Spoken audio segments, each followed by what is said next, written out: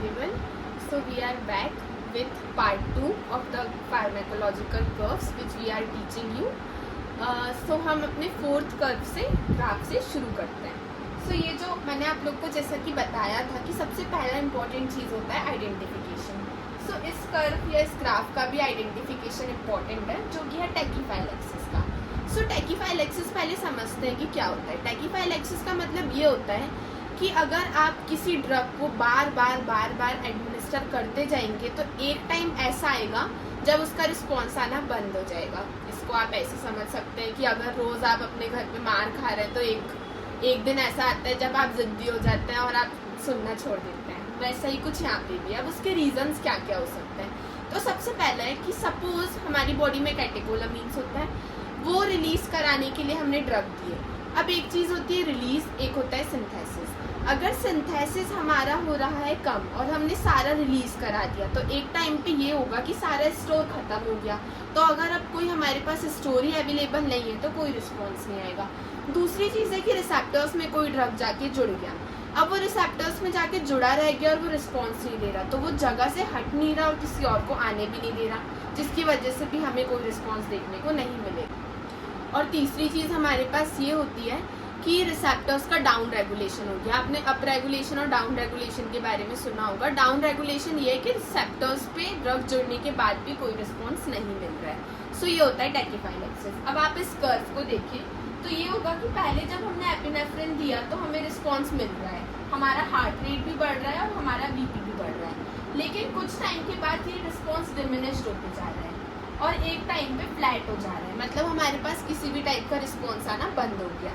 यही है हमारा टैकीफाइल एक्सिस. अब आपसे एग्जामिनर ज़्यादातर ये पूछेगा कि इसके एग्जाम्पल क्या है. तो इसके एग्जाम्पल में हमारे पास है निकोटीन या फिर हमारे पास आ जाता है GTN, नाइट्रोग्लिसरीन. ये इसके एग्जाम्पल्स में पूछे जाते हैं. तो ये है हमारा फिफ्थ कर्व जो हमें पोटेंसी और इफिकेसी बताता है. पहले इन दो टर्म्स को हम समझने की कोशिश करते हैं. इफिकेसी मतलब होता है कौन ज़्यादा इफिशिएंट है, मतलब कितना ज़्यादा अच्छा रिस्पॉन्स प्रोड्यूस कर रहा है. ठीक है. इट इज़ नॉट डिपेंडेंट कि कितना अमाउंट ऑफ ड्रग हमने दिया है. ये ध्यान से समझ लेना. ज़्यादा रिस्पॉन्स इज इफिकेसी, अच्छी इफिकेसी. पोटेंसी का मतलब होता है कि कौन कितना पोटेंट है. ठीक है. अभी इस कर्व को देखते हैं. ये देखो, यहाँ इस साइड हमें रिस्पॉन्स पता चल रहा है और ये है हमारा ड्रग का कंसंट्रेशन. तो हम जब A और B को देखें तो हम सेम अमाउंट ऑफ ड्रग डाल रहे हैं, लेकिन यहाँ पे हमें A जो है वो ज़्यादा रिस्पॉन्स दे रहा है, सेम B ज़्यादा रिस्पॉन्स दे रहा है. तो A और B ये दोनों की इफिकेसी D और C के कंपैरिजन में ज़्यादा है. ठीक है. A की D से ज़्यादा है, A की C से ज़्यादा है. सेम B की D से ज़्यादा है, B की C से ज़्यादा है. और A और B की इक्वल इफिकेसी है.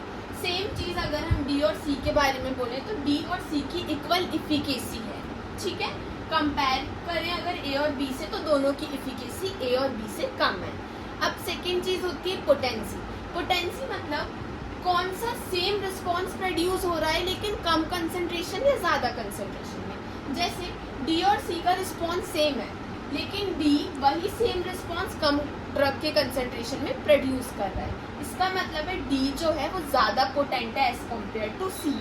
सेम चीज़ A और B के बारे में है कि A ज़्यादा पोटेंट है एज कम्पेयर टू B, क्योंकि दोनों रिस्पॉन्स तो वन ही दे रहे हैं लेकिन ये सबको 100 मिलीग्राम में ही दे रहा है और ये 200 मिलीग्राम दे रहा है. तो ज़्यादा पोटेंट हो गया A कंपेयर टू B, ज़्यादा पोटेंट हो गया D कंपेयर टू C. और इफिकेसी किसकी ज़्यादा हो गई? A और B की ज़्यादा इफिकेसी है. अब एक सिंपल सा क्वेश्चन है कि ज़्यादा इंपॉर्टेंट क्या चीज़ है, इफिकेसी या पोटेंसी? ज़रा सोचें. इफिकेसी ज़्यादा इंपॉर्टेंट हुई क्योंकि हम ड्रग का कंसंट्रेशन तो अल्टर कर सकते हैं, हम किसी को बढ़ा के दे सकते हैं, पर रिस्पॉन्स ज़्यादा आना चाहिए ना. अगर हम कम कंसंट्रेशन में ड्रग दे रहे हैं और ये चेक कर रहे हैं कि ये कम में सेम रिस्पॉन्स देता है तो डजेंट मैटर. पहला प्रियोरिटी इफिकेसी है एंड देन पोटेंसी. तो ये है हमारा सिक्स्थ कर्व जो कि हमारा कॉम्पिटिटिव और नॉन कॉम्पिटिटिव एंटागोनिज्म बताता है. सो कॉम्पिटिटिव इज कॉम्पिटिशन. कॉम्पिटिशन क्या होता है कि हमारे पास एक रिसेप्टर है, वहाँ पे ड्रग जाके बाइंड करता है. अब हमने कोई एंटागोनिस्ट दिया जो कि उस पर्टिकुलर साइट के लिए ड्रग से compete कर रहा है बाइंड करने के लिए, और अगर वो वहाँ पे जाके बाइंड कर गया तो हमें कोई रिस्पॉन्स नहीं मिलेगा. सो बेसिकली इसके लिए हम क्या करते हैं, अगर हम ड्रग का कंसंट्रेशन बहुत ज़्यादा इंक्रीज कर दे तो उनके बीच में हो जाएगा कंपटीशन, और वो अगर पहले जाके उस पर बाइंड कर जाता है इन हायर कंसंट्रेशन तो हमें रिस्पॉन्स मिलेगा।